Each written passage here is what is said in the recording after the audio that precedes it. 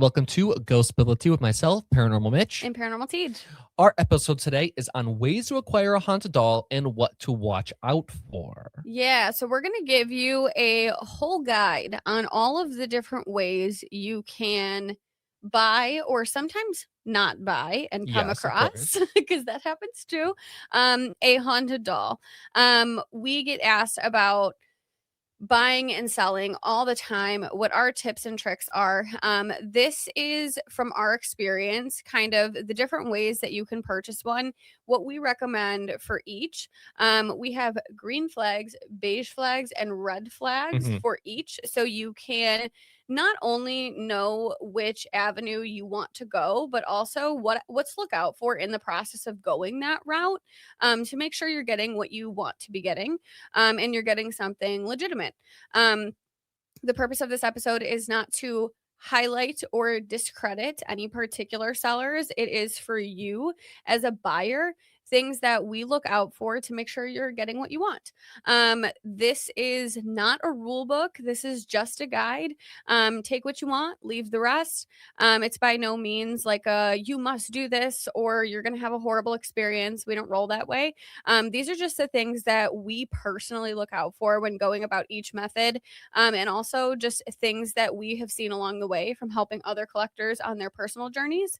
After we go over those topics, a lot of our viewers, we got a lot of stories this week. Yeah. A lot of our viewers were kind enough to share their personal experiences with each of these different methods. So you can kind of see the whole gamut of experiences you can have when you buy a haunted doll and it's exactly as described, and when you buy a haunted doll and it's not, what that might be like. So again, this is just a guide, and you do what works for you. Yeah, we really want you to come to your own conclusion. Yeah. Right? Because I think everyone... We just want you to feel informed. Yeah, of course. And we think we'll see from the stories today how everyone has a different method.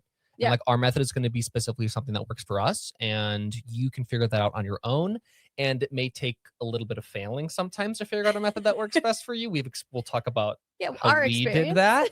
But hopefully our adventures can help you make a more informed decision for yourself. Yeah, and haunted doll collecting is like a deeply personal journey for a lot of reasons. And it's important to note what works for us may not work for you, and that's okay. And also what works for another collector may not work for you. And so, it's what's best for you and your home. You're bringing the spirit into your house, and all of our houses work differently. So this is just things to consider on your journey. And again, if you do something we don't do, that's okay. Cool. If you do something we do, that's okay too. Yeah. So that's just something to note. Sometimes I think like this becomes kind of a heated topic in the haunted doll community, because it's a lot of times I see a lot of, well, they do this or they don't do this, or it doesn't matter. It's their house. And so we just want to provide a guide for people to kind of know what to look out for. We are not sellers. We have no stake in that game. We are collectors ourselves. And these are the things that we personally do on our journey. So yeah, do what's best for you in your house. All right. Okay. You want to get into it? Sure. I will get into it. Let me pull my things up here. So, I think you touched on it a little bit, but kind of the structure we're going to go through this is we're going to have a topic. We're going to go over some green flags, what we call our beige flags. Or sometimes it's okay. Sometimes it's okay. Not. Sometimes it's not. That one's like really your own discretion. And then what we consider our red flags. And remember, once again, this is our opinion. If you disagree with us, that's okay. That's okay. Do you pick something that works best for you. So we're first going to talk about kind of the general idea of sellers, and we're breaking this up into different ways to get haunted dolls. So these are explicit haunted doll sellers. Yes, selling a haunted doll, saying this is a haunted doll item, right? Not like somebody selling vintage and you happen to get a haunted one. We'll get into that. That's a whole nother topic. This is explicit people selling haunted dolls. We have sellers. We have thrift stores. We have from another collectors. You'll get it. It'll make sense. Eventually. So, number one is haunted doll sellers. Let's get into our green flags, once again, from our opinion. Number one, the bio is complete. It is whole. It shares background on who the spirit is, their history, and activity. I feel like this is probably like, if you could put a star next to one of them, this may be the one. You know? This is really important. And you can rule out a lot of sketchy with this one green flag alone. There are a lot of people selling haunted items with literally no bio at all. You can it get just kind of says crazy. most haunted doll on eBay, and there's no information about it. Yeah, that's a little sketchy. Yeah. And we'll get into it. Number 2, a large number of positive reviews, right? Read the reviews. You want to look for explicit claims in the reviews about people experiencing real paranormal activity from the doll they purchased there. I feel like this is kind of like a general when you're buying things online, somewhat real anyway. I mean, I feel like we're like big Amazon review people, right? So absolutely. And just making sure that, like, sometimes you'll see, oh, they have 5,000 good reviews, but then you go into those reviews and you realize like they sell other things besides haunted dolls, and a lot of those reviews are not about haunted items. So making sure you're actually looking at what the reviews say. A lot of people give a 5-star review the second their haunted doll gets home. They don't even know if it's haunted or not yet. It's just like shipping was fast and they were well packaged. You want to look for those reviews that like explicitly talk about paranormal activity. Yes. Because we want to make sure that they're haunted. Yes. I stay away from sellers that have, 10, 20 reviews. Not because they're necessarily like, a fraud or something like that, but just because I don't feel like they have the track record that I feel comfortable with. And so I like to see like a repeated pattern of good reviews over time. Yes. Another thing to look out for is the communication method that spirit prefers is listed, and those methods are legitimate. If you don't get that, feel free to ask the seller. That's another thing. Always be willing to ask the seller, ask for more information. That's cool. Sometimes I ask sellers questions, even if I don't have a real question. Yes. Just to see how they respond. Are they willing and able to answer questions about that? Spirit. I have seen several times where they're like, everything is in the listing, and they will not like talk to you at all. You want to see somebody who is able to have a conversation about that spirit, who knows them. Yes. The next one is that the story makes sense historically, obviously very important. And the last one of our green flags is the price is fair and reasonable. Ethical sellers price dolls based on the value of the doll as opposed to the fact that it is haunted. Yes. Right. You do not need to spend $500+ to buy a legitimately haunted item. Yeah, no. I have spent the average price we spend is like $100 because a lot of these are antiques. But we have spent as low as $20 and had a good experience too. True. So the price, just because the price is high does not mean it's more or less haunted. True. So don't spend your entire life savings on a haunted object. Yeah, you don't need to. So some of our beige flags are our so-so flags. In AI bio, sometimes it can be hard to tell, but it can be okay if the seller used it to help for wording of their own thoughts, but not okay if it's a completely AI written bio. This is another good example that if you feel like things are a little weird in the bio or you have questions, contact the seller. They should be able to answer those questions for you. If this seller has no videos on social media, some may see it as a red flag, but not every haunted doll seller has a desire to be a content creator, and that's cool. This is where looking at reviews becomes more important. Once again, use your own judgment, feel like what you think is correct, and do your research. Yeah. So some of our red flags that we see from haunted doll sellers. First one is super guaranteed claims, right? We'll do this, we'll do that, or the most haunted item on eBay. If you looked up most haunted item, you'll see so many things. Are some of them haunted? Maybe. We don't know. Next one is fear-based marketing or pressure to purchase quickly. No one should ever pressure you into purchasing something quickly. Obviously, take your time, use your judgment. If something is too good to be true, do your research. And one thing that I see sometimes with pressuring to buy quickly, I see this a lot on TikTok, where people are on live streams with a haunted object and there's somebody in the audience, and this person will start pressing the spirit. Turn the flashlight if you want to go to this person's house. Turn the flashlight on if you want to go to this person's house. Oh, see, she wants to go to your house. Pay for her now. And you see this kind of like pushy kind of marketing where it's kind of like trying to appeal to your emotions in that moment. Yeah, no good. That is always a red flag for me, because ultimately, like, it is your choice. And so nobody should be telling you you should buy or you shouldn't buy. And it actually happens quite a bit. I see. Yes. Next one is contradictory or inaccurate historical stories or folklore explanations. That's just a simple a simple Google search. One thing with that to be aware of too, sometimes it's sneaky. So really reading carefully, like one thing we've seen a lot actually is claims about the vessel. So they'll say, oh, they owned this, they're from 1920. They owned this porcelain doll when they were alive, and porcelain wasn't created in 1920. Porcelain wasn't being used for dolls. So things like that, you can see like, okay, there's something wrong here. So making sure that the dates, the years line up for even those tiny details, because that can sometimes be more of a giveaway than you would expect. Yes. If you're seeing multiple dolls with identical backstories, that's no good. Happens a lot. Look at the non-human spirits, even if you're not buying one. That can be an easy way to identify a fake seller. We see a lot in that. We see look at all of their non-human spirits, especially fairies. Just Google the different types of non-human spirits they have listed. Sometimes you will notice that they are listing non-human spirits that are from modern fantasy books.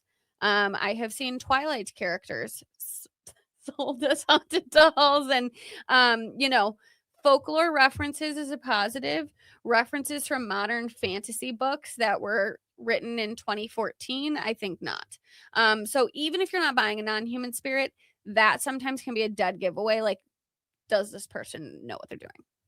Look exactly. Look for it if for they're sure. looking like another one is if the EMF meter is like the main form of communication, or the spirit box app communication only. That's not super great. If the seller is involved in a lot of drama on social media or is bad mouthing other sellers, obviously not too good.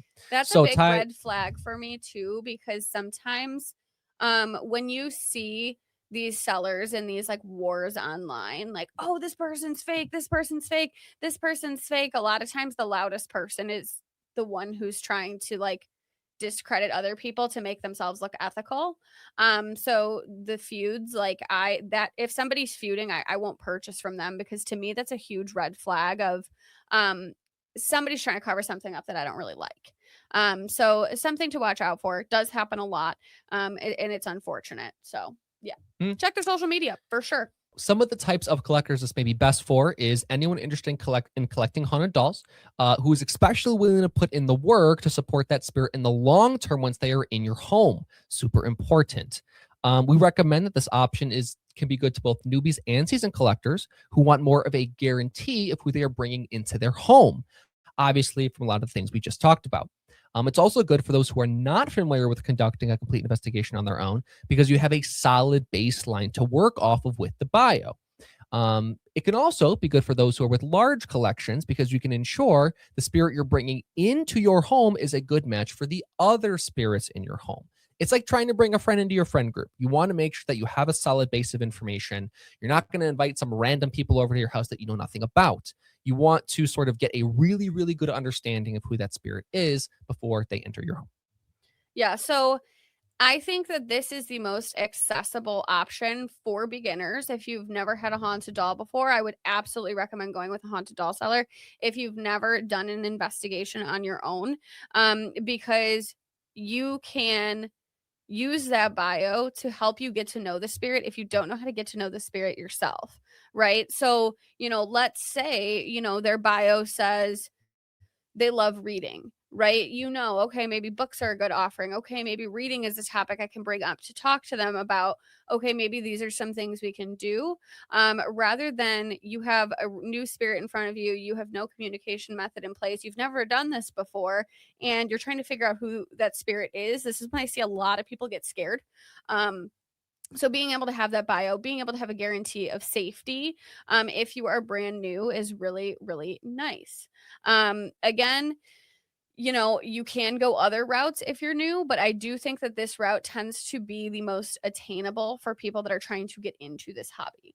The one thing about this, however, that is unfortunate is this is the least cost effective method because they are investigated.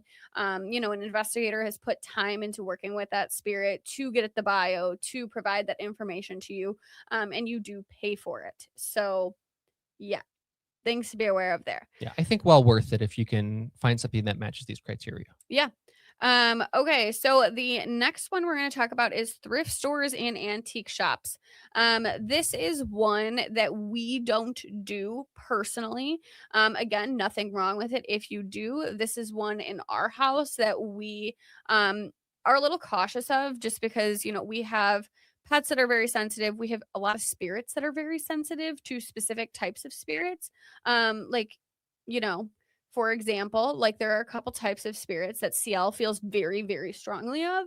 And if we were to bring one of those types of spirits into this house, we would have a big problem on our hands. So the last thing I would want to do is accidentally run into one of those and make a spirit that's already here uncomfortable. And so this is the one that I do say, nothing wrong with doing this. I know people that have had amazing experiences doing this, and so I will never discredit this method, but it is the riskiest. And so it's important to be aware of safety when you're looking at this option and making sure that you know how to protect yourself before you do it. So green flags when you're thrifting is a strong intuitive pull paired with subtle, consistent experiences. So your intuition is huge. There are so many dolls in antique stores, and so following your intuition to find which one may or may not be. Again, intuition isn't everything. You want to do a full investigation, but when you're initially doing identification, your intuition is very important to pay attention to. So having that strong pull you want to look at. Repeated interest or attention that's drawn to the same object, mild but noticeable changes after bringing it home without escalation. So you start seeing activity at home, but it's not escalated activity. Maybe something fell down, maybe you're having your equipment go off. We're not having bruising, scratching, etc. Always a green flag. They're safe.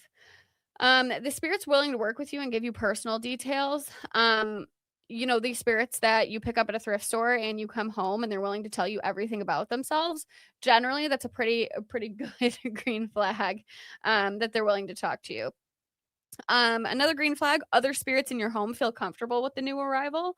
That's always a really good sign for me, that a spirit is somebody that's a good match. Is when you bring that spirit into your house and your other spirits that are there, if you're already collecting, are cool with it. Because generally, like, they're not going to want to be hanging out with something super sketchy if you have a bunch of positives in your house, for example. Another one, that's a green flag that I think is really important if you're following this method, is that you have strong spiritual protection in place personally and in your home already. Whether that be your own spiritual practices, your religion, you have spirits in your home that are very protective over you. That protection is very important because you're basically bringing a stranger in. It's like having, you're moving in with a roommate that you've never met before. So having protection, in those cases is really important. We don't want to fearmonger about haunted objects ever, but we would be lying to you if we told you that there's no risk involved, right? Beige flags for this is feeling off around the object, but there's nothing consistent or repeatable. Sometimes, your gut is telling you something's off about an item. Sometimes your gut's wrong. So it's kind of like this beige flag where it's like sometimes it could be right, sometimes it could be wrong. The spirit is unwilling to give you personal information. If you are getting told to F off every single time you ask a question, probably not a great sign. Not great. But I put it in beige flag instead of red flag because sometimes you run into spirits like Alice who just she's not negative, she's completely safe, but she's very paranoid. She doesn't like her personal information shared. So I made it a beige flag because every once in a while you get a spirit that keeps their secrets close. Yes, this is obviously another situation where context means a lot. Yeah. Do your research, feel comfortable around it, make sure you're in a situation that you feel like it's okay if the spirit decides to do that. You have to make that decision based on what you think is best. Yeah. One thing that's also a beige flag is there's equipment activation, but no communication, because that is a sign that you could potentially have an energy charged object on your hands and not a haunted object. Energy charged objects are extremely common when you are thrifting, and going to antique stores. An energy charged object is an object that is like filled with emotional energy, whether that be, grief, sadness, real positive energy from being in somebody's home that was like a really happy place to be. These things came from other people's homes. They are covered in other people's energy. And so you can get energy charged objects that may mess with equipment because the energy is so strong, especially EMF meters, which is part of why I say exercise caution. EMF meters are not a communication tool. And this is a big part of why, is because there are energy charged objects that can set off an EMF meter, but there's no spirit present at all. So that intelligent communication is really important. So if you're having all of this equipment going off, but like you're not having any intelligence to it, that's something you do want to think about. And that's, again, a beige flag, something to investigate more, maybe try other communication methods and see if you can get something through another route, to see why that may be happening. Yeah, these may be like sentimental objects. Yeah. For people, family heirlooms, things like that are super common in lots of these stores. Yep. So something to definitely think about. Red flags: immediate, intense distress or overwhelming energy. Trust your feelings. Yeah, you bring that item into your house and you start feeling real bad. That's something to make note of. Again, paying attention to your body is huge when you're thrifting. Yes. You need to really pay attention to what your gut is telling you, because you don't have a bio to go off of when you're starting. Physical symptoms such as illness or injury that feel unsafe or extreme. I have helped with cases where somebody was getting bloody noses every single time they were in the same room as an object, or headaches every single time they're around that object, waking up with scratches, waking up with bruises. That is a red flag. So if you're in those situations, if you're somebody that works with negatives and you are comfortable with that, you know what you have going on. If you are somebody that doesn't want that, that is a red flag that maybe you don't want that in your home, and to find somebody who is willing to take it. Yes, and remember, please don't drop items like that back at the thrift store yeah, for a no, child to buy. don't do that. And remember too, if you're having trouble processing your feelings, find a way to do that externally. You can write them down. You can talk to a friend. Sometimes that can be a nice way to process your feelings too, because sometimes those subtle changes can be really hard. But if it's a pattern that's changing and you're writing it down consistently of how you feel, you may be able to recognize that. Yeah. Any way that you can get more information, either on how you feel or something like that, I think is always valuable in these scenarios. Absolutely. So types of collectors that thrifting may be a good option for. Those who have strong intuition and protection, I see do really well with this. I've got a friend who can walk into a thrift store and get something positive every single time. Rare. It is an art form. And part of the reason I don't do this is I don't have that art form, and I would go and bring home just like the most messed up stuff. Yeah. That's what I like. Yeah, you would. So those who have strong intuition and protection is so important. I've talked to people about this. If you have protection in place, your risk factor of getting a random is so much lower than if you are somebody with no experience, no spiritual protection, no means to protect yourself. You are more vulnerable to be put in a risky situation. Yes. And remember, it's lower, but not zero. Yeah. Also, this is great for people who have the ability to conduct a thorough investigation. This can be a great challenge for an investigator looking for a good time. Some investigators love going and picking up a random and, getting to do that investigation from scratch. This is a great option for people who have the ability to do a thorough investigation. Again, this knowing how to do a thorough investigation is really important when you're thrifting, because that ensures not only your safety, but it also ensures that spirit is able to be understood and you are able to get their spirit or the spirit's story correctly. Again, remembering that, a spirit's story is really all they have left of themselves. And there's an ethical piece here where we want to make sure that the spirit is going to a place where they're able to get their story heard. So looking at, your own abilities as an investigator, like, can I conduct an investigation from start to finish and know who I'm dealing with? if you can, this may be a great method for you. Hmm. There are a lot of people who like thrifting is their thing, and I think that is great. And it's not for everybody, and Yeah. that's great too. No judgment either way. But this is the one that I see the most, like, oh my gosh, they do this or they don't do this, or they some people have an art for this specific method Yeah. that is really cool, and good for them. Types of collectors this may not be good for. On the flip side, those who do not have the skills to conduct a thorough investigation independently. Another one is those with vulnerable individuals in their home. This is part of why we don't do this. We have a lot of animals in our house, with a lot of medical issues, because we adopt rescues that have, special needs and things of that nature, and existing conditions. And so I personally don't do this because I don't feel comfortable with that around my animals, and I've had an issue with an animal getting hurt in the past, in a haunted objects case from somebody who bought from a thrift store. So that's something to consider.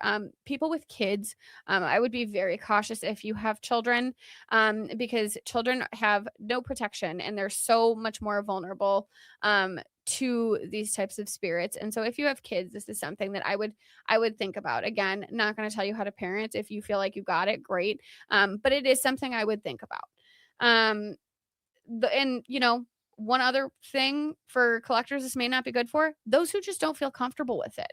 Yeah. Just not being okay with it is a perfectly good explanation to not do something. Like I think it's important to not feel pressured by the community, but just because you see other people doing this doesn't mean you have to feel comfortable with it.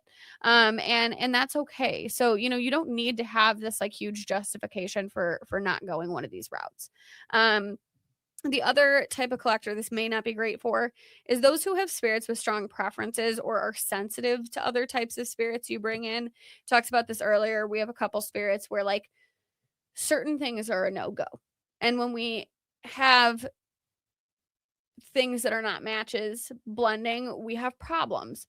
And so, if you have a spirit in your house that's like, I'm not okay with kids, I'm not okay with this, you probably want to make sure you know who you're bringing in, so that your existing spirit isn't set off, because who's already in your home should always come before who you're bringing into your home. So, things to think about on that. Again, a lot of people have great experiences, but I've also heard complete horror stories, and I would be lying to you if I said I didn't. So again, not to fearmonger, just to educate you on, the good and bad of all of these options. Because with haunted doll sellers, I mean, there's bad on that end too. You could spend $150 on a doll that's not haunted. There's bad and good on every side. And so we just want to make sure we're covering everything. Yeah, and I think this requires a lot of preparation, something you have to be really prepared for. But it can also be extremely rewarding. Yeah. You For get to those help who a are spirit in able need. to do it. Yeah, and a lot of times those spirits need, just as much support as a spirit coming from a haunted doll seller. Yeah. So if you're someone who you think has the tools and the abilities to manage that, that is amazing. I am jealous of you. I do not think, I would feel super great at it, but that's okay. I would bring home the most crazy stuff, and that's the only reason I don't do it. But I think it's important. Sometimes I see people who are like, they kind of put the spirits who come from haunted doll sellers above spirits who come from thrift stores. And I think it's really important to note that, like, all of these spirits deserve a safe, loving place to land. And like the spirits in thrift stores need and deserve a good spirit keeper just as much as spirits who have already been investigated from a haunted doll seller. So if you are able to do this, like, you can really make a difference for a spirit that maybe has been unidentified for a long time and would love to connect to somebody, or a kid who's sitting in that store like looking for a place to go. Like, you can really make a difference. And I love that about thrifting, is like you can really have the opportunity to help a spirit who really wants and deserves it. But just knowing that because of the risks involved in finding those spirits, you just need to be cautious. Yeah, this is also something to remember too, that a lot of, some of our some of our spirits have come from thrift stores who then went to a haunted doll Right. seller who then came to us. Right.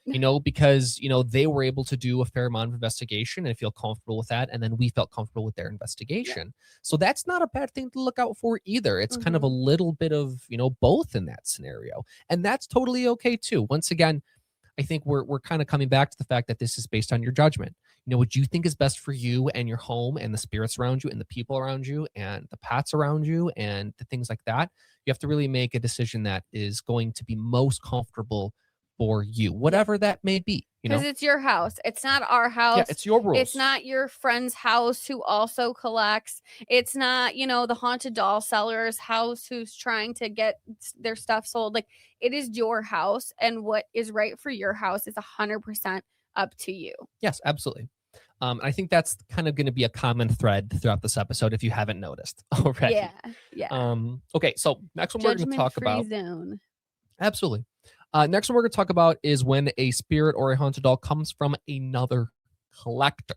Okay, so let's talk about some green flags first. So I think first and foremost, if there can be a honest discussion of both the strengths and challenges of the spirit, this is huge, Even the right? best Even the spirits best still have spirits challenges. still have challenges, right? Next one will be willingness to answer questions or provide context over time. This is another example where you want to make sure you're getting a full story of what's going on with the spirits and experiences, good things, bad things. You have to be able to get a full story. If someone's coming in and they're like, "Hey, the spirit is sunshine and rainbows, everything's amazing," make sure you're looking at that with a careful eye. Next is if a collector is able to tell you where that object came from and how it was investigated. For example, was this from a seller? Did they investigate it themselves? Was this from a thrift store? So this is kind of going back to the last couple things we talked about. And if you feel like you can trust this person in their investigation and kind of how that came to be, this is once again, use your judgment, take all the tips we've already talked about, and then you can make a decision based on that. We've gotten a couple of haunted dolls from other collectors, actually a good number of them. Yeah, we've got a couple. This is a method that we've used quite a bit. And one thing that I always ask for, and don't feel bad asking somebody for this, is like, can you send me the link to their original listing from the haunted doll seller? Like Darren is a good example of this. Darren was somebody who found me on TikTok, and she reached out and she said, I'm having issues with my housing situation. I don't have a stable place to go, and he's super fragile and he's sweet and he's younger, and I just don't want to put him in that unstable environment. I searched haunted doll people on TikTok. I found you. I think your home would be the best home out of everybody I saw. Do you want him? I think he'd get along with Dick. And I said, "Oh, well, where did you get him from?" She named a seller that I wasn't familiar with. And I was like, "Oh, I don't know who that is. Do you have the original link to his listing?" And this girl sent me the original link to the listing on Etsy. She sent me pictures of the bio she was sent. She sent me her Yeah, she receipt. got the full workup. And, I was able to go to that haunted doll seller's page that I wasn't familiar with. And I looked at her reviews, and, people had really nice things to say. And, because of that, I agreed to it, and I felt comfortable taking from that other collector. And I had such a great experience with that. Darren's been great. He's Yeah. been, a great part of our house. But don't feel bad asking for those questions. Like, asking questions are not attacks. And if somebody is treating you asking questions about it as an attack, to me, that's a sign something is off. Yeah, and we'll get into that. Yeah. Yeah, so I think that kind of touches on the most important thing of that I think something that we've really taken into consideration is if rehoming is really the best option for that spirit. If someone is trying to pressure you into taking a spirit or something like that, make sure you're thinking about that carefully. But we've had a lot of experiences where, like you said, someone's reached out to us and they felt like that rehoming their spirit to us was something that was in the best interest of that spirit. And that's something that I think was really important to us. And the transparency of The why transparency of they are rehoming. Yes. Because in Darren's case, I was able to say, I really do feel like this girl is acting in the best interest of the spirit. But when you're not getting an answer on why they want to rehome, sometimes that's a sign something is off. Um, you know, maybe it's not haunted, maybe it's not who they say it is, things like that. Like the transparency and why they're rehoming is very, very important. And when I've taken from other collectors, I've always felt very comfortable of why that person was rehoming. Maybe Yes, absolutely. them and the spirit had nothing in common and they just couldn't connect with one another. That's a perfectly okay Yeah, reason. happens all the time. Maybe that spirit asked to be in a new home. Maybe their home was too loud or too boring or too whatever, and that spirit's like, I'm not into this. All perfectly okay things. I just like that the person is able to tell me, like, hey, this is why I'm feeling like this spirit's not for me. So I can understand where they're coming from. And it also is important to me to have that information. So if the spirit brings that their old spirit keeper up when they're in my home, I can talk to them about it. Maybe they come to your house and they're super bummed about being rehomed, and being able to explain to them, like, hey, I know you really loved this person you were with, but they're having a really hard time right now and they don't feel like they're able to take care of you. It's because they care about you. Being able to have that context when you're working with that spirit once they're at your house is very valuable to being able to support them. Absolutely. So let's get into our beige flags. We've touched on a couple of these already, but let's get into a little bit more specific detail. So first one is if there is a heavy influence on how you should interpret the spirit. Mhm. Remember, someone may give you personal, opinions or thoughts of what they think, and that's awesome. But make sure you're using your own judgment of what you think is best. Make sure you're kind of going through this checklist in your head and making sure that you feel comfortable with that. Next would be if there's limited documentation but strong personal claims. Once again, this can be a positive thing, but I think looking for, like Taylor said with Darren, the receipt, the old bio, all this old information that can be really, really helpful in making a very educated decision. Strong personal claims can be really great, but I think sometimes, they're not always the greatest thing to stand on by themselves. I think they can be a great partner with some of this other stuff like we talked about. If there's a very strong emotional attachment, that can obviously bias the information. Mhm. Or if you do not know the individual. Once again, these are all things that can be okay, but I think once again need a little bit more investigation or a little bit more of making sure that you're going through and being diligent. Some of the red flags, once again, stuff that we kind of already talked about a little bit. These are opposites of our green flags, obviously. So, if someone is withholding important behavioral information, obviously we want to be able to get the full picture. We've talked about that. If someone is unwilling to answer questions, once again, I think something we talk about a lot, even on other podcasts that we've done, is communication. That's, incredibly important between you and the other haunted doll collector at this point in time. If someone is pressuring you to take the doll quickly, once again, Why do they want why it do out they of their want it house out of so their bad? house? Now, if they come to you and it's a situation that we talked about where like, hey, I'm in a bit of a time crunch. This is all the old information. I don't have a place to I'm live, moving. I don't have a place to live. Like that makes sense. But if someone is just like, I need this out of my house, it's not getting along with my other spirits or whatever it may be, that's something you really want to take into consideration and weigh fairly heavily. Um, just like if someone is desperate to get rid of it, not a good thing. Lastly, is if they're framing the spirit in extreme or rigid terms without the evidence. Once again, if someone is just claiming that the spirit is doing X or Y or Z and may have, personal stories to back it up, but maybe not a lot of video or things that are documented or things like that, that's something you kind of have to take with a grain of salt and see if you think that that's something that would work for you. Once again, you have to use your own judgment of what you think is best. Really try and analyze this. I'm always like a pros and cons list person. However you like to process information, I think that's an important thing to do for this. Mhm. And something I see a lot, that is a red flag, ask them what their investigation experience is if they didn't buy it from a haunted doll seller. I've seen people that like buy a doll and then they don't like a non-haunted doll. They don't like what it looks like. They get really uncomfortable and they're like, "Oh my God, I think it may be haunted." And then they advertise it as haunted and you ask them, "Oh, like why do you think it's haunted? What investigating have you done?" And they're like, "Well, I just really don't like it." Well, that doesn't mean that's a haunted doll, right? Like dolls can make some people very uncomfortable. And just because what a doll looks like makes somebody uncomfortable doesn't mean that it's haunted. So asking people, what's your experience like? That's okay. Again, asking questions are not attacks in any No. of these methods. Asking the haunted doll seller, asking the other collector, asking questions is not hurting anybody. And if somebody doesn't want to answer your questions, that tells you everything you need to know, Yeah. generally.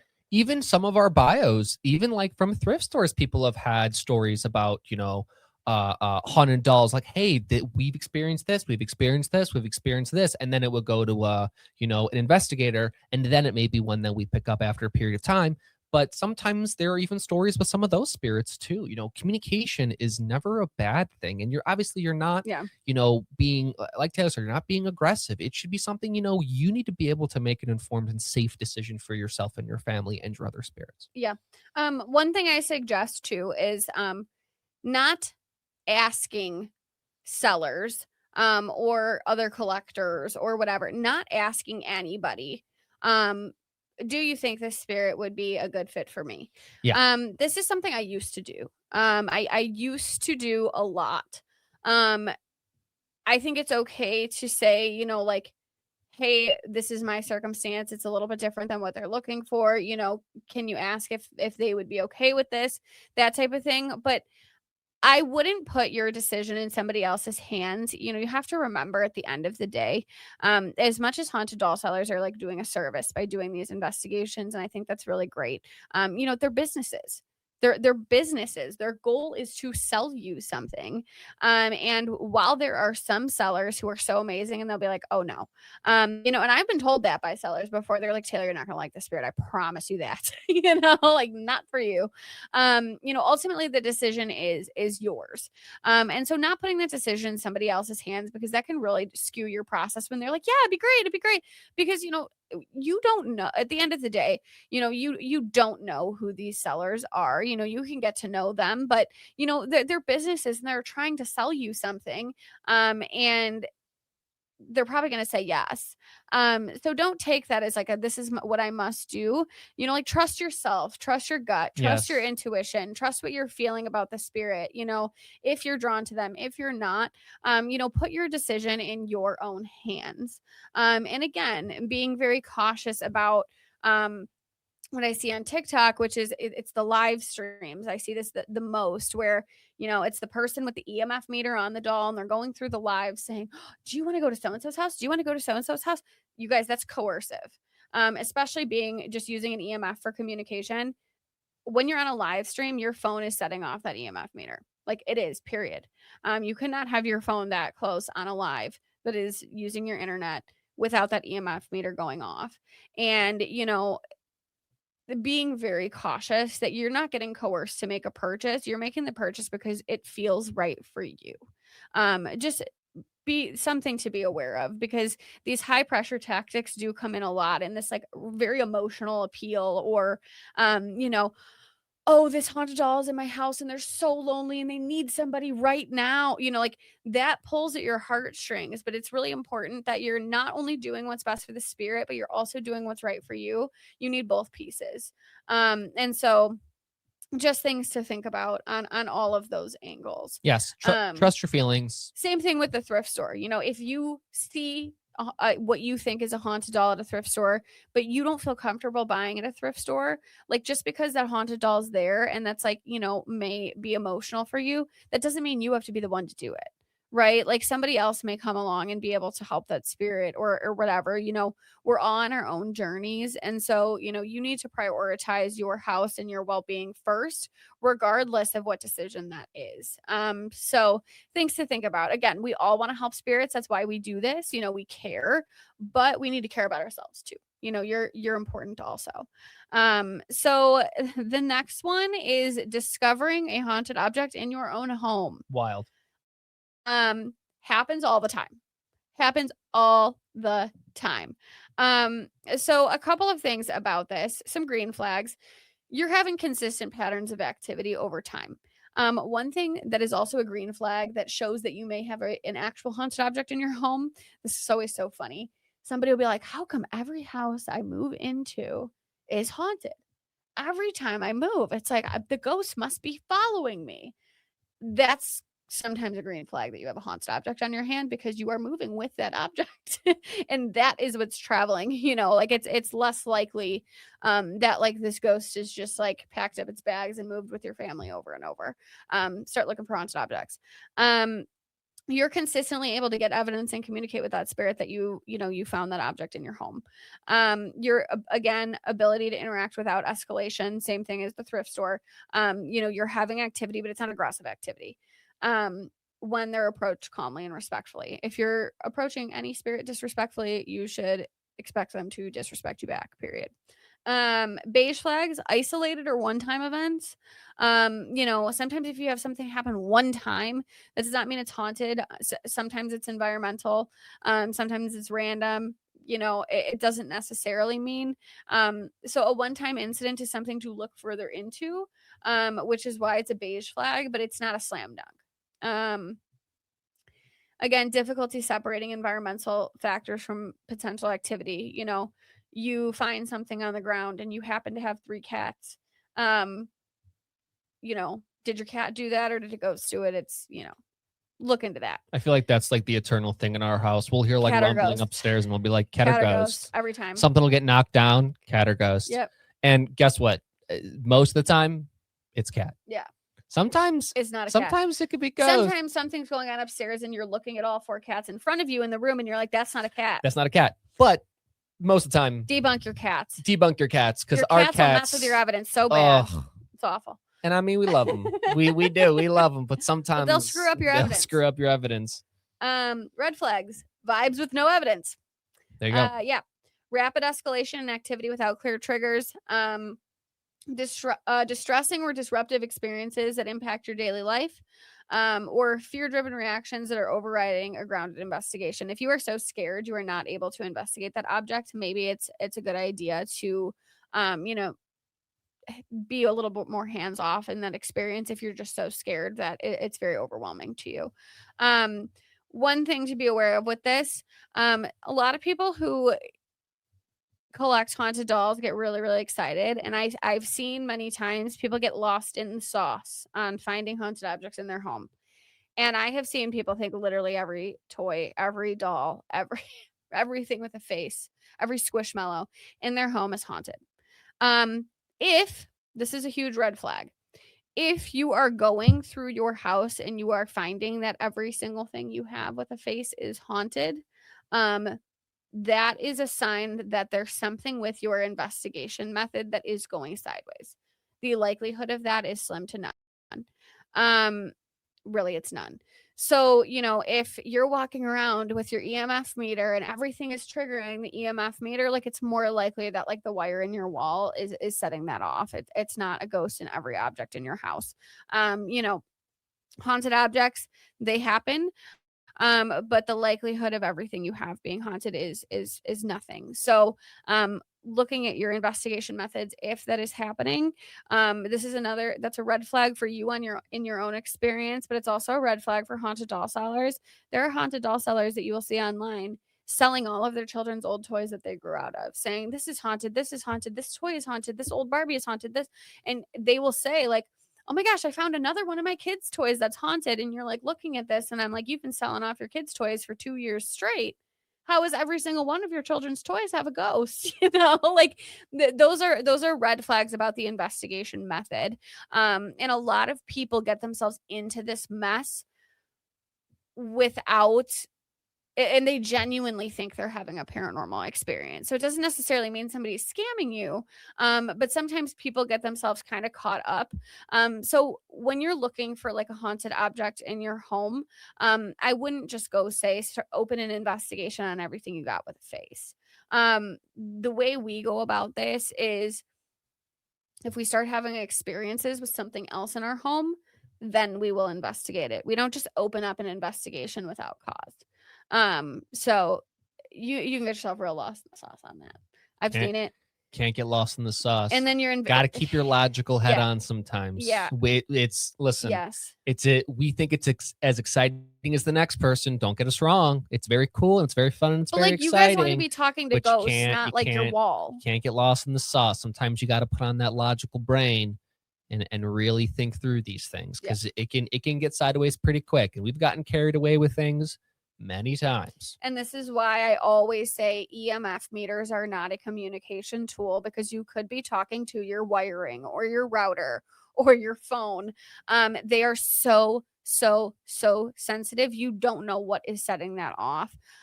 So, standalone communication tools, we're looking at spirit boxes, we're looking at Ouija boards, pendulums, dowsing, whatever it may be.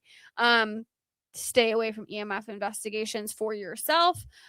Stay away from EMF investigations on haunted doll sellers, especially for communication. I'm not saying anybody who uses an EMF meter on an investigation is a fraud. I'm saying as a communication tool. We use EMF meters as, a way in a room to see if there's a specific spot we should start an investigation. But I'm talking about if you're here, can you spike the meter? If you're here, can you spike the meter? If you like pasta, can you spike the meter? Oh, you spiked the meter. Oh, you want to go to this person's house. We see this a lot. So just being cautious of that, because that is a way that you can get yourself really lost in the sauce and thinking everything you own is haunted. I've seen it. Can't get lost. I've seen it a lot. I wouldn't be sharing about it if it wasn't a persistent issue. Okay. We see. So let's go into some of our haunted doll stories that were submitted. Yeah.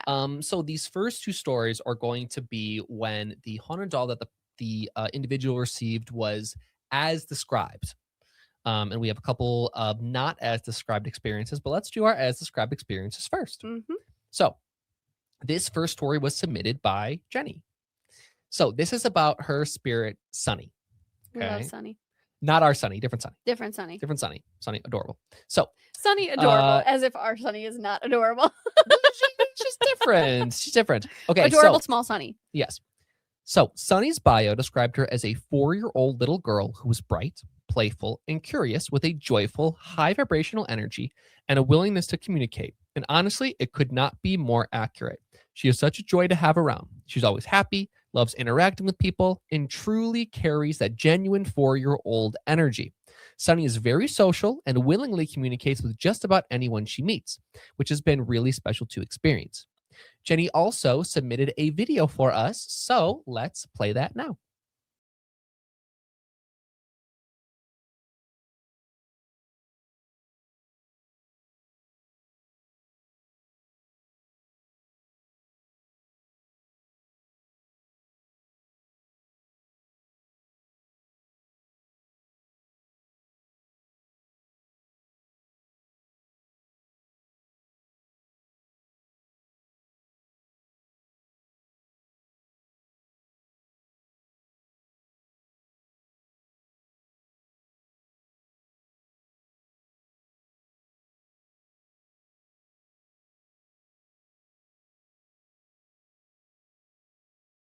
Sunny is adorable. So cute. And really highlights a good experience with a seller where somebody got exactly what they were hoping for, and that spirit ended up being a perfect fit for their home and their other spirits.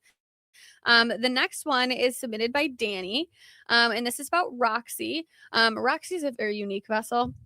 I don't have a video of Roxy, but Roxy has both middle fingers up on her vessel. She's a whole scene, and we love her. What a badass. Yeah. So Roxy's bio stated that she is a fierce bitch most of the time, can be rude, loud, and matches her vessel so well, but she is a lot of fun.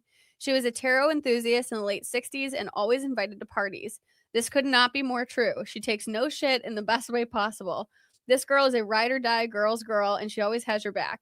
She loves being involved in the tea by flickering the lights or turning on her light in front of her vessel. She makes me laugh so much and has helped me with different kinds of communication. So again, just a perfect match to the spirit keeper. You know, Danny's looking for a best friend, ride or die type of spirit, and that's exactly what she got. So amazing experience there with Miss Roxy.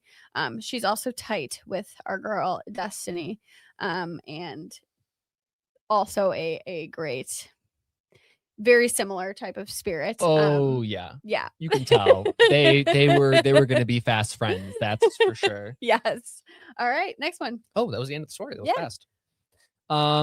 Okay, so the next ones we're going to go over are when it is not as described, right? From a seller. From a seller. So we'll get into some of those now. This first story is submitted by Ray. Thank you, Ray. So, the spirit we brought into our home was described as good for beginners and was said to communicate through light EMF spikes, soft tapping or shifting sounds near her vessel, slight movement, a warm, watched over feeling, dreams with themes of childhood, play, or nature, or a sudden feeling of comfort during emotional moments. They quickly came out of their shell and have been bold in their communication. They are frequently running down the hall at night, making audible noise. They open drawers and doors, especially if there is something they want or something a pet wants. I love it. Much more active spirit than what we thought. Yes. They mess with electronics, playing Alexa and turning off phone functions, and they will give telepathic messages. They give dreams that discuss their wants or their fears, and then when you communicate with them, you get a feeling of static electricity.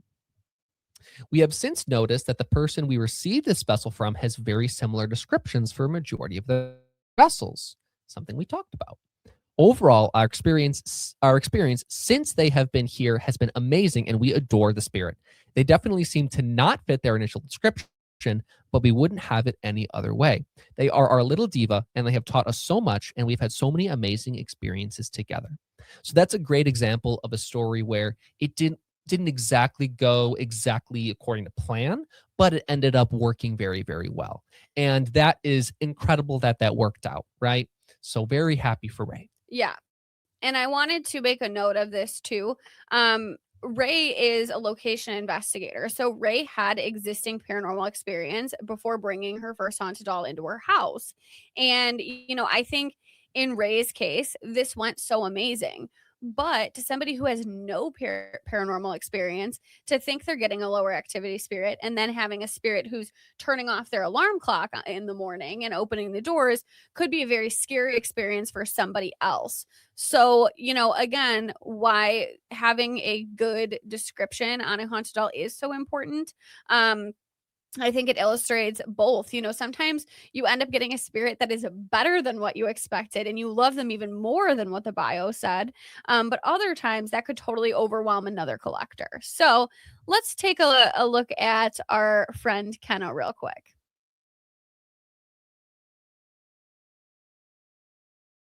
So that was Miss Kenna. We love her. She's so great. She is such an awesome spirit. And shout out to Kenna because I know Kenna likes watching our stuff. So hi, Kenna. Hi, Kenna. So this next one is submitted by Lucky. This is a very interesting one. Very interesting story. I had the opportunity to be involved a little bit on trying to figure out what in the world was going on with this case. So yeah. So this was Lucky's first haunted doll purchase ever. So Lucky says in the original bio we received for Charlotte, she was identified as Renee. So the name wasn't even right. Honestly, not a good start. Which was our first indication that something might be off. The description labeled her as a summer fae, explaining that summer fae are associated with warmth, growth, and vibrancy, and therefore aligned with the Seelie court as opposed to the darker unseelie fae. In hindsight, this should have been a major red flag, as that interpretation does not accurately reflect how fae folklore actually works. So again, that red flag was right in that bio. There was a folklore mishap in the description. When she first arrived, we approached her based on her bio and attempted to communicate with her as if she were a fae. This led to immediate issues. Communication was inconsistent and often very frustrating, and her responses became increasingly temperamental. During recordings, she would even shake the camera when she was upset, which we interpreted at the time as agitation. So I'm going to show a video of what these recordings would come out like, but I would like to give a seizure warning for those who are photosensitive. So this video clip is about a minute long, so maybe pause and skip forward a minute if you are sensitive to like major flashing, because this is wild. It's pretty intense. And thank you, Lucky, for putting in that condition, or we would not have thought about that. So let's take a look at that now. Why are we doing this? Do you do this on purpose?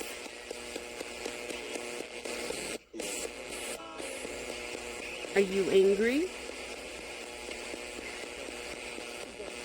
All right, we're going to try again. All right. So that was the clip of Charlotte, not Renee, having some feelings about how these communication sessions were going. And this was happening like repeatedly. That wasn't like a one-time incident. So Lucky goes on to say, after consulting with both a medium and another experienced collector, we shifted our approach and reopened the investigation from a different angle. Through spirit box sessions, the name Charlotte came through clearly and consistently, contradicting the name Renee that was provided in the bio. As we continued to work with her, it became clear that she is not a fae at all. Instead, she has communicated that she is a child, approximately between the ages of 8 and 12, and has indicated the presence of mental health challenges. This completely reframed how we understood her behavior. Initially, her activity levels were quite low, but once we adjusted our communication style and began interacting with her based on who she actually is, rather than the inaccurate fairy classification, her demeanor changed significantly. She became more active, more responsive, and notably happier because she was being understood correctly. We also discovered behaviors that were never mentioned in the original bio. She becomes extremely distressed when items she considers hers are taken away, even objects like balloon lights with dead batteries. So, like, even if her equipment is dead, she will get very upset if you take that away from her. And she's very possessive over her belongings, which, again, because she experiences such distress from this, should have been noted in the bio so that, that spirit isn't being brought into somebody's house and, unintentionally, upset. Fortunately, Lucky was really great about figuring out who the spirit was, spirit's triggers, and all of that to navigate around it. But not everybody, again, would have the ability to do that. And so things like that can happen as well. Lucky goes on to say these reactions are consistent and intense, and they align more with her identity as a child, navigating emotional regulation challenges, rather than anything connected to fairy characteristics. So, fairy versus kid, I mean, that is a huge. Yeah, you're not even close. No, not even close. So again, there are a lot of people who don't want to work with kid spirits, don't feel comfortable with that at all. And so another story that highlights really why it's important to dig into these sellers before you purchase, because when Lucky went back and looked in the bio, like the signs were right there. And so looking into stuff before you get excited and purchase. Yeah. All right, next one. So the next couple stories we're going to go over are in regards to thrifting. Okay. Got some cool experiences with thrifting. And once again, if you can make it work, that's incredible. This is a positive experience. This is submitted by Katie. So my partner works at a antique and or coin shop, and we were there shopping one day, and I see this little guy knocked over on a shelf and immediately thought, oh, who are you? I don't usually buy unknown dolls, and I am not usually drawn to dolls in antique stores, so already a little weird. Great note. I pick him up and literally feel a static electricity feeling going up my arm. Once again, weird. So I hand him to my partner and just say, isn't he cute? And she immediately feels like she says she felt a tingling when she held him. We didn't even talk about it. He was coming home with us. There you go. There you go. I kept looking around when I suddenly felt like I couldn't breathe and needed to cough so badly. I was about to leave the shop when I looked down and saw that I was holding the doll with my thumb over his neck. I moved my thumb and I could breathe again. In parentheses, Katie says, I am mostly shook at this point. Katie, I would be too. We pay. My partner's boss tells us that the little guy creeps him out. We go home. I am adamant that we can't just ask our other spirits if there's someone in the doll. We have to actually investigate. Excellent point. You go, Katie. He sets off balloon lights, flashlights, cat balls, EMF, but we couldn't get anything on the spirit box. I said, okay, let's ask them. Parentheses. And this is where it gets crazier. If it wasn't crazy already. Up until this point, we were a child spiritless household because children scare me, to be honest. Fair. Fair. I am a Hoshiko fan forever, but when I found out she was a child spirit, I was like, oh, well, I'll never have one of those, and forgot what kind of yokai she was. My girl, AOI? AOE? I'm not sure. It's spelled AOI. We don't want to pronounce that wrong. Okay. My girl. Oh my gosh, you're getting so stuck. I don't know. I'm so stuck.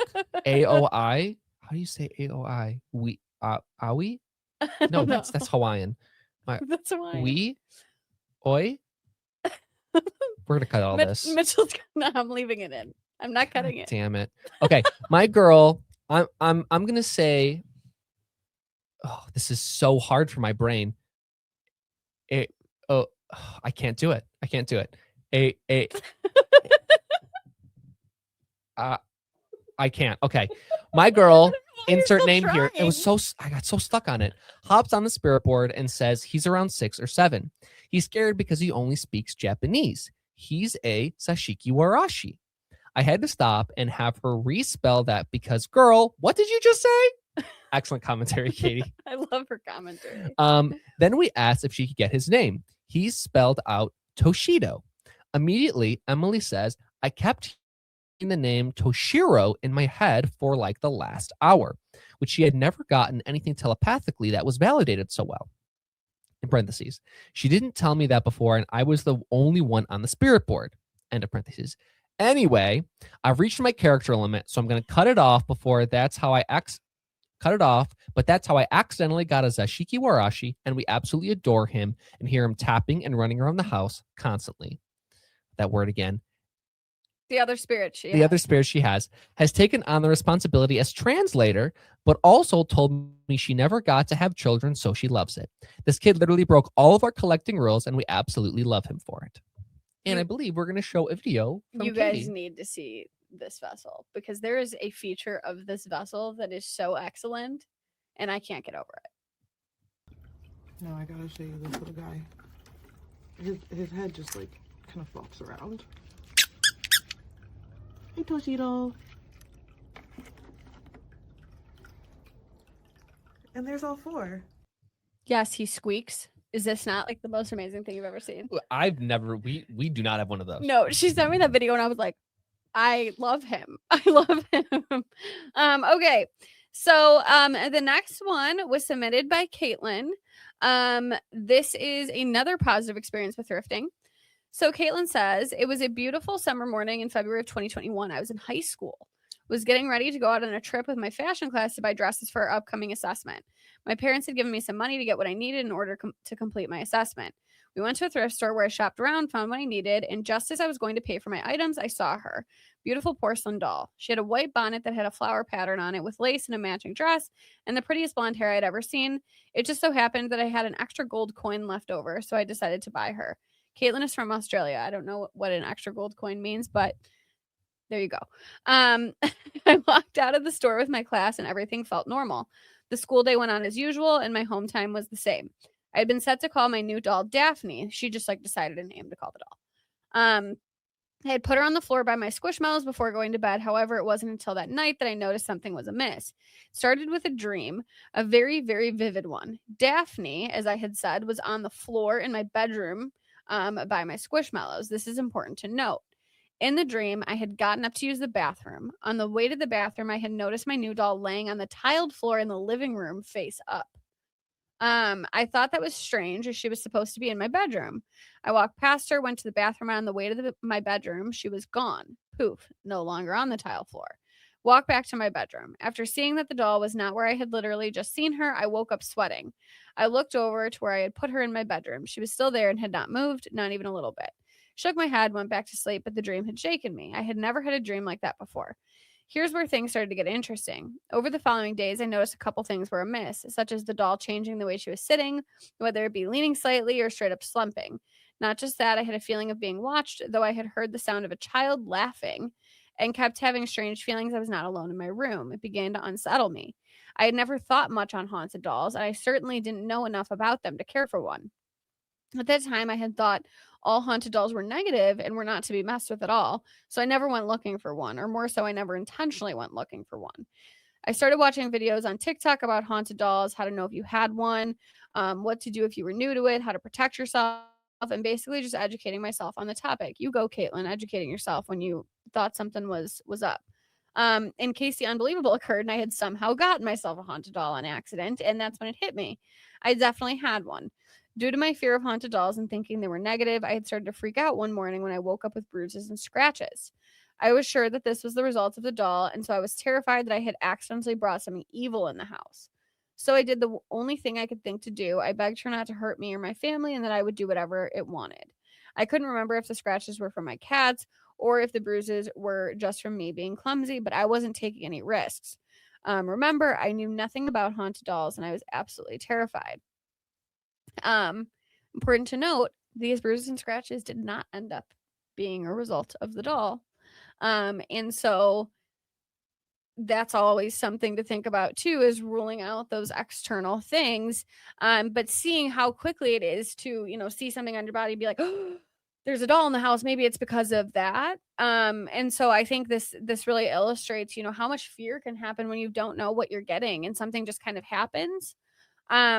So one night, a few weeks after bringing the doll home, I had another dream. It was of a little girl with blonde hair, and she appeared to be young, around 7 or 8. She was standing in the middle of my room looking around. I asked her who she was and why she was in my room. She told me that her name was Estelle and that the doll in my room was her doll, and I was confused about this. I asked her what she meant by the doll being hers. She told me that again it was hers, and I remembered a video I'd seen on TikTok about how spirits could tie themselves to a doll or more so a vessel. I asked Estelle if she was perhaps a spirit, to which she said yes. I love that. Just like, are you She's a like, ghost? yeah, of course. Are you a ghost? Yeah. Like, that's so great. I love that interaction. It's such like a 7 or 8-year-old interaction, Yeah, are you guys? Yeah. Yeah. I mean, Duh. what else do you think I am? Yeah, what? She told me that the doll was given to her by her father as a Christmas gift and that it was very special to her. She told me she had been sitting in that shop for months waiting for the right person to come take her home. That's why I had felt so drawn to her, she had told me. She picked me. She saw the way I acted in the store and decided it was me that she wanted to look after her. In the months that followed, Estelle taught me how to care for her. She told me that not all haunted dolls were bad or evil, that they were spirits just wanting a home. She taught me how to communicate with her in a way that was easy for both of us, how to identify when she needed or wanted something. She taught me the basics, enough to be able to care for her properly and to meet her needs, not just as a child, but as a spirit child. All in all, I would say that this was a really good experience. I had accidentally brought home a haunted doll, a child no less, and that spirit child taught me all about the paranormal, haunted dolls, and what it means to look after spirits and to take care of them. If it weren't for Estelle, I honestly don't think I would have ever been a haunted doll collector. So let's look at a cute picture of Caitlin and Estelle. What an amazing it's story. Adorable, I know. So that is how Caitlin ended up not only with Estelle, but becoming a haunted doll collector and having many other haunted dolls now. Sometimes you end up with a haunted doll and you're not expecting one at all. And I love how she made the most of it. A lot of people would have been in that experience and been like, hell nah, and just, run the other way and been really scared. But I love how she went about educating herself and figuring it out, being like, we're gonna deal with this, what do we do? And it worked out so beautifully, and she still has her. This was in 2021, she said. Yeah, I think that's an incredibly logical, mature way to handle that situation. Yeah, she she's had her for 5 years, and so cool. I love that story. Amazing. So thank you. All right, next one. Okay, this next story is submitted by Shadow. So, my new girl without a name, I got in an oddities shop and it's been a good experience. I remember having a pole to her, and when I brought her home, I taught her how to use the cat ball and I tracked her activity for a little while, which was pretty consistent. And when we got on the spirit wave, she does have a bright and bubbly personality. She is mean here and there, but I also don't fully know her story. Respect. She's mean sometimes. That's okay. Fine. We all are. I suspect she went under the radar of being paranormal, which left her frustrated. I'm working with her now to get her in a place where she's comfortable and she's open to working with me. She's pretty funny. We learned she's a 20-year-old female and that she likes to be the center of attention. But overall, she's sweet and just wants to connect, even though it's hard for her sometimes. The center of attention ones are often mean. Sometimes it fits.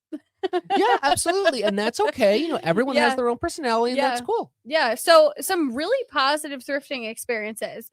I know there's a lot that goes around. People are like, thrift stores, and we don't purchase from thrift stores, but there are some really amazing things that happen in those experiences.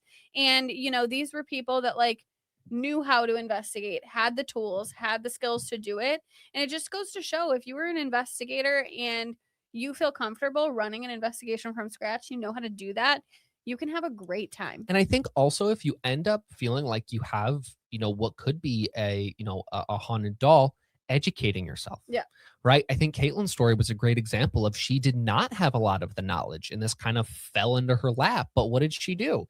She learned as much as she could about it. She was not scared of the situation. She tried to make the most of it. And it's, she's created this incredible relationship between her and Estelle. But that's something that could have very, very, very, very easily just been, oh, nope, not for me. Return it to the store, or like put her in the garbage and never see her again. But learning, educating yourself, talking to people about it, finding people who have more experience than you and learning from them. It's such a valuable tool. Mm-hmm. So I have a personal story about thrifting so that I would like to share, because I think it highlights like why we talk about the risks with this as much as we do. And I'll tell this fast because we've talked about this in the past, but I was contacted by a girl on TikTok. She had no paranormal experience, no knowledge of the paranormal whatsoever. She looked up haunted dolls. She found me. She messaged me and she said, I need you to help me now. And I'm like, what's going on? She was super sweet. She's like, I went to a thrift store and I bought this little vintage lamb. Like, and it was, I mean, the thing was cute. I would have bought it too. It was I don't cute blame vessel. her. And I wouldn't have expected it to be haunted either. That's why it was one of those sneaky ones. This wasn't a doll. This was like this little wiry stuffed lamb situation.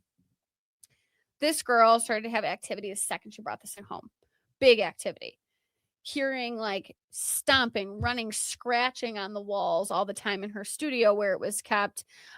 She got like really obsessed with it in like a way that she described as scary. Like she was terrified. She's like, I'm obsessed with this thing. I can't stop thinking about it. Like I keep needing to go in there and be near it. And like it was really, and when I see obsession like that, sometimes that concerns me a little bit. Mm-hmm. And it's abnormal. It's abnormal, right? like for a positive spirit, it's abnormal too to be that like I must be near this at all times. Like that I don't love. And so that was a red flag. But she was like, like sometimes it sounds like there's jumping and like maybe they're playing, maybe it's a kid and like they're playing, like, and whatever. Normally I don't take objects like this, but this girl tugged at my heartstrings because she was so nice and she cared so much about this object. And she had disclosed to me that she was unable to have children. And that in the event that this was a child, she would love to learn about haunted doll collecting and care for this spirit. It was not like I'm dumping this off and I want to get rid of it. She was like, I can't investigate this myself. I have no idea how to investigate. And I don't think that it's ethical for me to just like learn without any, she's like, I have no idea what I'm doing. Yeah, she was kind of in over her head. And she was like, but I want to get it right. I want to know who this is and get it right. I know it's somebody. Because the activity was so blatant. So she's like, can I send it to you? And you investigate it. And then when, you get the information on the spirit, could you send it back? And I was like, hell yeah. Hell yeah. I want to help this girl out. So she sends me this thing. Getting her to send it to me was already a process because of this like obsessive situation she had gotten herself in with this object. It was very hard for her to ship this thing to me. She actually sent it with one of her like belongings, and she was like crying, packing it up to send it to me, like very upset about being like parted from it, which she described as weird. She was like, this is not normal for me. Like I don't know what's going on. But I kind of like pushed her on it. I was like, I don't really love that. You got to ship the box. And she did. This thing gets here, and within 1 week, I'm sick. My dog is cut like from inside of her ear. The vet described it as impossible for her or another animal to do. The vet could not figure it out how it happened. She was bloody from her complete inner ear with a scratch that went from like way inside of her ear canal all the way to the outside, bleeding everywhere. This thing growled at me when I was talking about it. I was on a live stream reading notes from a spirit box session, growling in my hallway.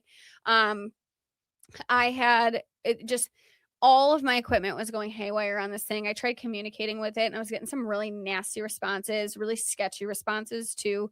Like I'm like, oh, what's your name? You know, and they're like, be hard with 2 names, and just like getting really, it was not a good experience at all. And I'm like, what the hell? This thing won't communicate with me. So I go to my spirits and I'm like, can you tell me about it? And Destiny's like, I'm not going near that thing. There's like 6 of them in there. And Astrid's like, I don't know their name. And I'm like, can you ask them? Because Astrid will always tell me this stuff. She loves to tell me stuff. And Astrid's like, no, like she wouldn't even ask. And Destiny's like, I locked it in the office. Like they were just like, my spirits were not comfortable with it either. We had injury, illness, and it was all within the span of a week. Like the second this thing happened fast showed up. And so we ended up communicating with this girl about what was going on. Our suspicion was that it was a portal, where like every single day, because like every single day it was like a different spirit would come out of this thing. And I had gotten mediums to read it. They agreed with my claims. So I talked to the girl and she was like, she wanted it to be a kid so bad. She was like, are you sure? You know, I'm like, this is not a kid, you know, like this is not a kid. I promise. And so she ended up not taking it back. I did end up sending it to a friend of mine who specializes in cases like this. She investigated it as well. And it ended up that this thing was a portal, like we suspected. And they had a hospitalization in their house as a result of this item too. So within 2 weeks. So some of them move fast on the drama. So you know, you can have these like beautiful experiences or you cannot. Yeah, and this is not meant to be to like a scare you situation. No, not this at is all. meant to just basically inform you that, you know, some of these things are possible. Yeah. You know, and we would love to say like every spirit is positive. I would love that. Like that would be incredible. We'd but be lying. it's just not reality. We run into more positives than we do negatives, but when we've run into negatives, they've been really negative. They've been pretty bad. When we run into those, they've just been really awful. bad. And especially when our spirits are like, I am not messing with that thing. Like, yeah, it's gotta go. Yeah, when Astrid's like, I ain't even asking the name. I was like, okay. Yeah. This is our last one, I believe. Yes, this is our last story of a rather unique way to get a haunted doll. So this was submitted by Bambi. So when I was a kid, a neighbor had a ceramic studio in their basement. You could make all kinds of things like Christmas trees with lights to dolls. The molds were there in the studio and stayed packed up. 1 month or so ago, I had gone to the attic looking for something and had come across the baby doll. I'd thought that since I already had haunted dolls, that it was about time to bring this doll down and clean it up and see what the deal was with it. I had shown my daughter a picture of it since she was not with me, and instantly she said that she did not like it. It made her want to vomit and cry. Very specific feeling. Very explicit. And trust that. Trust that feeling, girl. Trust that. Yep. It made her very uncomfortable.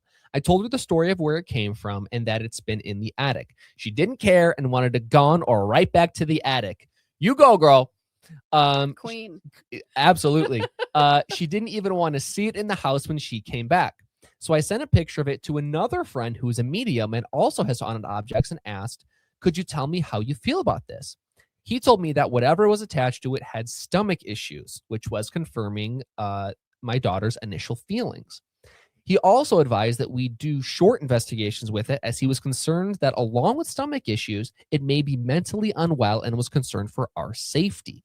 He also said that whatever it was he felt had attached itself to this vessel shortly after I made it. I wanted to see how my haunted dolls felt about this baby. In Estes, my dolls told me that the baby was chasing them around the house and felt like it was strong. And they did not like it. I had wrapped the baby back up and boxed it safely back to the attic and did a cleanse on my house. After this, everyone was okay again. I really want to give a chance to find out who or what was attached to this doll that I made over 30 years ago. Unfortunately, it will not be done by me or in my house. It is crazy to me that I had this doll for so long and recently had opened myself up to the journey of inviting haunted objects, specifically dolls, into my life along with my abilities. Everything was made there from mold to finish. I would do with my mom as I enjoyed doing crafts, and it was a nice way to bond. When I was 11, my mom and I made dolls together. I decided to make a sleeping baby. Its head and hands were porcelain. I was able to paint my head and my mom, and I made the body from fabric with joints and beads in its body. My mom then made it a dress and bonnet for me. I had this baby in my room for a while, but at some point it started to make me feel off, and I didn't care to have it out anymore. I put it in the bag to keep it from getting dusty and packed it away so it wouldn't get broken. I've had this doll move with me my entire life, and occasionally when moving, had looked at it, but ultimately it had always been put away. So we do have a photo to show, so Yes. let's show that now.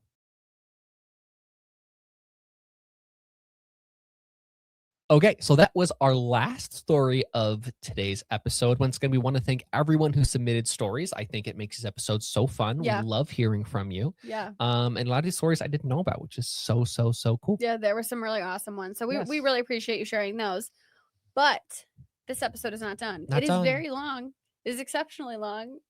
We have broken our time rule, but we're going to keep at it because we broke our time rule last week too. So we're going to keep at it.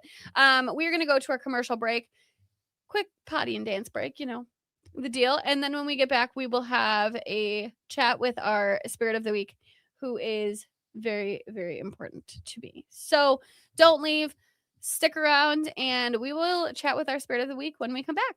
I was built to last with the webs I'm weaving. I could change the past. I'm achieving. Got my foot on the gas. Never stop competing. If you break my glass, then this life's gonna end. I wanna be the best in the game, invest in my name. Check no restraints, I'm obsessed with the pain. I ingest, I retain, assess and I change. Possessed by the thought I'll be free one day from society's restraints. Money, clout and fame, mud, disease, a plague. We all love to hate, have to play the game, have to make a name. All our insecurities are on display. This is war with the enemy, think that it was meant to be. Living in a time where disease is on every screen. I won't let them fester me, I know most are festering. Negativity is a plague for the mentally weak.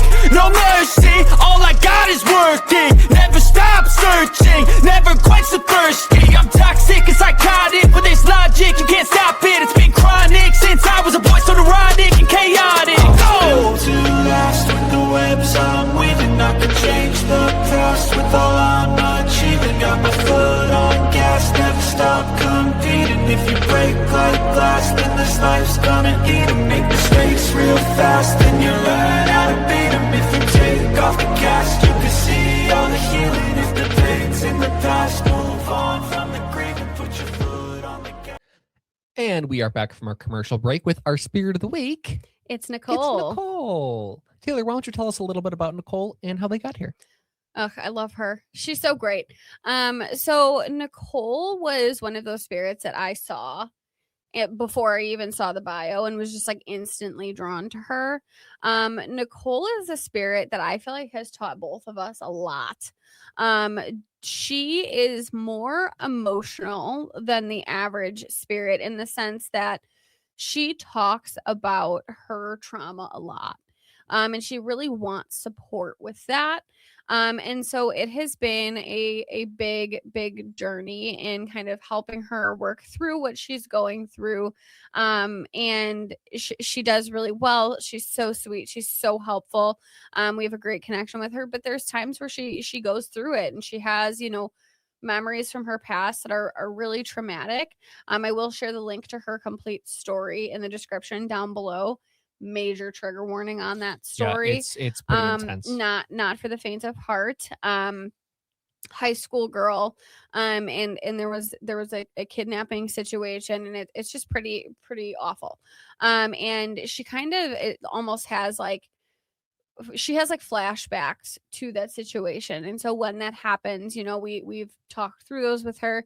She has sent us searching for things online, trying to find her background and been really specific in giving us that information. Just in line with this episode, Nicole is a spirit that I'm really grateful she was completely as described.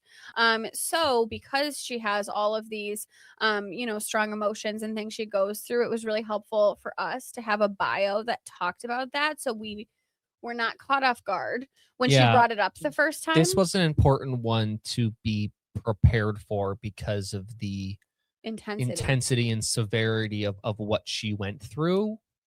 It was nice to have some understanding. And a lot of what she went through, some people may be personally triggered by hearing about as often as she talks about it. Some people may, not feel comfortable, because of their own experiences hearing about as frequently as she talks about it. So I think it was really valuable that her seller did know her well and was able to describe that in detail in advance, so that we weren't in a situation where we're doing a random spirit box and she starts talking about some pretty graphic things. And so it helped us be able to support her and give her the environment she needed right from the jump, rather than trying to figure it out as we went. And so she's so lovely, she's so sweet, she helps out with like the kids spirits a lot. Yes. She's very passionate about holidays. Yes, she has big sister energy. Yes, she loves to like tell us the holidays coming up and tell us like what her idea is for that holiday. She single-handedly organized like all these like birthday gifts for me. It was like really important for her to be able to help and like do something for my birthday. She's lovely. She's just really, really kind.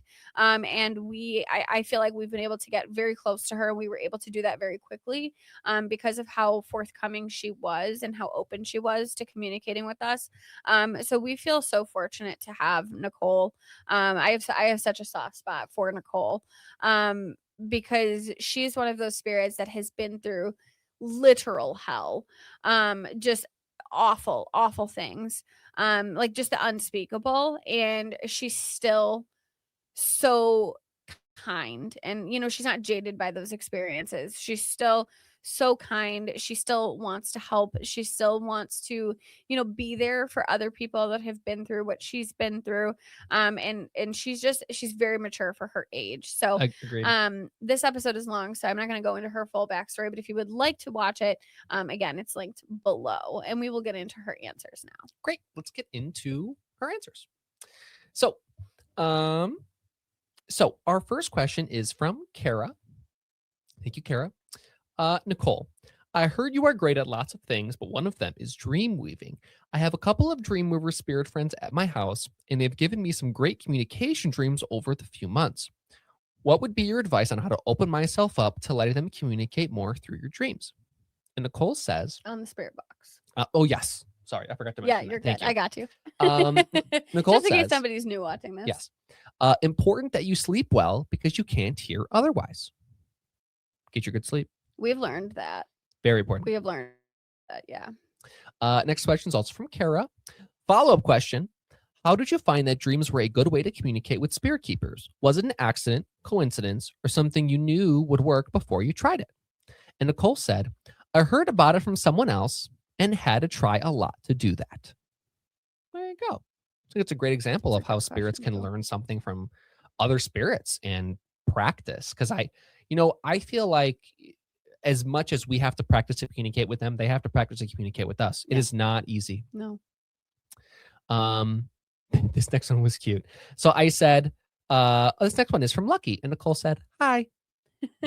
Lucky's question. Hello, Nicole. What are your favorite games to play as a big sister? We grew up in the 80s, and one of our favorite games was Rover, Rover, Come Over, and Simon Says. And Nicole says, I like playing tag and checkers.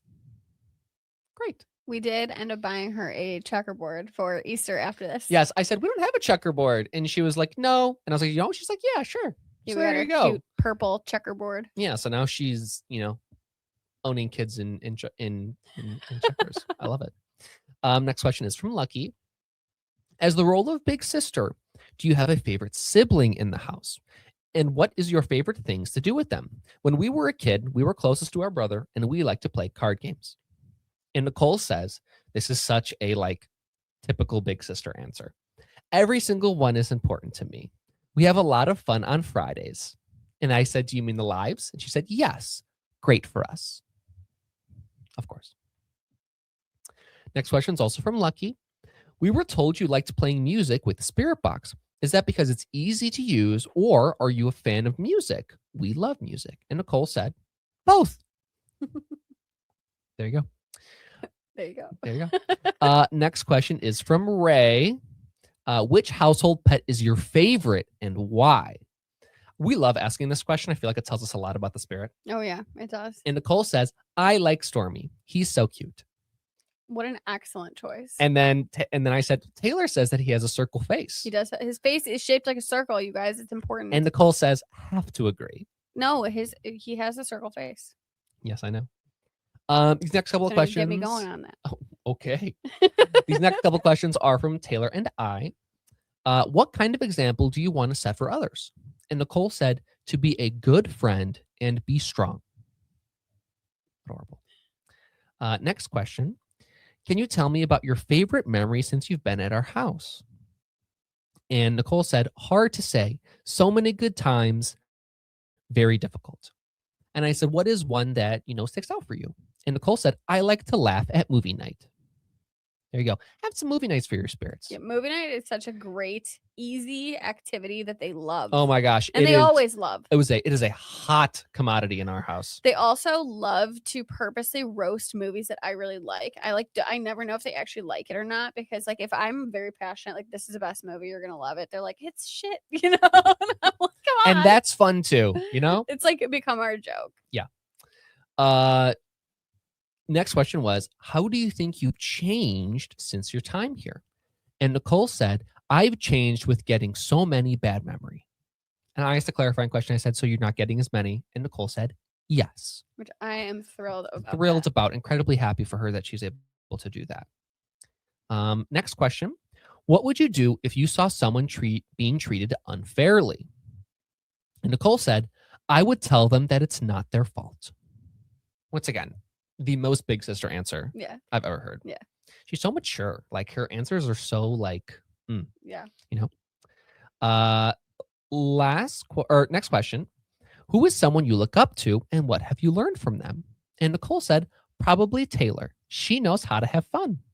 I'm not crying. You're crying. I think the intention was asking about like another spirit, and then she said me, and I just like, I'm fine. Yeah. Everything's fine. And then I said, what about Taylor? And then Nicole said, I know, laughs a lot every day. You can't party with her, doesn't stop to rest. That's fun. Can't argue with that. I'm glad she sees that as a good thing about me. Yeah. And this question, the last one, we asked this for last week. And she said, make sure you're paying attention to your feelings about it. And that was in regards to how to know when a haunted doll is picking you. And she said, pay attention to emotions and have confidence, which I think is something that can absolutely be applied to what we're talking about this week. Absolutely. It's a good one for both. Yes, there you go. So that is our girl, Nicole. In the yes, most immaculate dress. She's exquisite. And she was found in a weird way. She was not we got her from a seller, but the seller situation, she was found in a random staff hallway at the Mall of America. And the staff member was like, what the heck is this doll doing here? Was going to throw her out. And then picked her up and was like, something is going on. Brought her home. Stuff started happening. And then she was sent in. There you go. So that was one of those weird, like, a haunted doll just kind of shows up in the middle of nowhere. We have a couple of those. Like Stefania was found in like a taxi in Italy. Mia was found in a park. Yeah, just like weird ones. Saya was also found in a park on a bench at a psychic camp. Yep. Just like weird ones where they show up where they need to show up to be found. It seems there are no coincidences. And Nicole was very much one of those. So so grateful to her. Thank you for, if you are still here at the end of this episode. Good on you. You're a real one, and we love you. This was super long, but it's a topic that a lot of people are wondering about, and something that I'm asked about constantly, and I felt it was important to really deep dive it for you guys so you guys could see our thought process. Again, what we talked about today is by no means a rule book of what you should do or what you have to do. These are just our suggestions based on our personal experiences and based on the experiences of other people that we have been able to help on their haunted doll journey along the way, and things that have been shared with us. So thank you. We hope this was helpful for you on your journey and finding the right haunted doll for you and whatever method you choose to take. always remember, your journey is your own. It's nobody else's. It's not ours.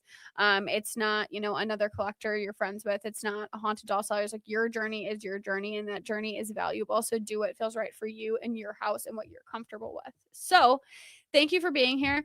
We have a couple of excellent guests coming up with some really super exciting, unique stuff that I'm super excited about. So if you are not caught up on episodes, now is the time to do it. You will not want to miss those. And we haven't had a guest in a while. We have not. So I think our last guest was when David came on to talk about Robert the Doll. Yeah. So it's been a little bit, but we have a couple coming up that I'm just absolutely thrilled for. So stay tuned for those episodes coming up in the next couple of weeks. You will not want to miss them, I promise. And we will see you next time. Bye, everybody.